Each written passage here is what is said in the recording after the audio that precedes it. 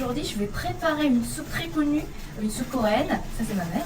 On va préparer une soupe coréenne qui s'appelle Yukgaejang. Yukgaejang c'est une soupe qu'on mange au quotidien mais aussi après les cérémonies funèbres. Donc ma mère elle va me donner les recettes pour faire le Yukgaejang. Déjà j'ai préparé un petit peu les poireaux. Les poireaux, je viens de rincer et ensuite j'ai coupé en petits morceaux. Je vais ébouillanter un petit peu. 얼마나? 살짝만? 이 정도 됐어? Ma mère elle est en train de rincer les champignons. Ça s'appelle les champignons de Nuttali. Mais ma mère elle m'a dit qu'on peut utiliser n'importe quel champignon. Ça c'est le fougère. Et j'ai entendu qu'en France on mange pas les fougères, alors qu'en Corée on mange beaucoup. Maintenant je vais couper les fougères. 엄마 이거 얼마나 잘라야 돼? 그냥 이렇게 적당한 길로 잘라요. 요 정도? À cette taille là. Ensuite, la viande, ça c'est la viande de bœuf. On avait préparé il y a quelques heures. On l'a cuit rapidement dans l'eau bouillante. Ensuite, c'est l'eau bouillon. On va l'utiliser pour faire Yukgaejang. 엄마 이거 얼마나 크게 잘라야 돼? Elle me dit qu'il faut couper très finement. Ok, la viande est prête. Maintenant, on va préparer les sauces. 뭐뭐 넣어야 돼?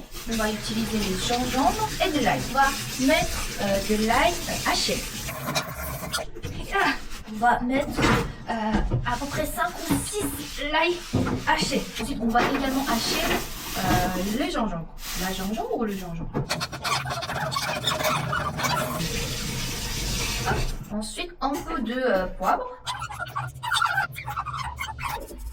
On a mis un peu de sel. Ensuite, l'huile de sésame.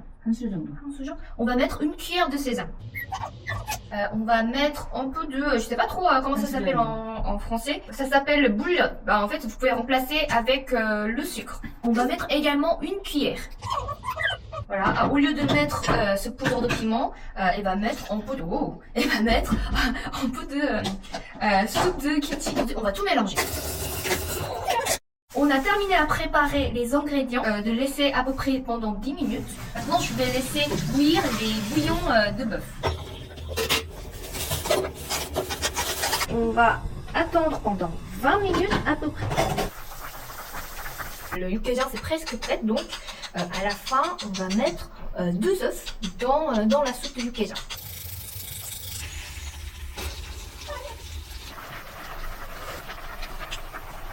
Maintenant on va laisser bouillir un petit peu quelques minutes de plus.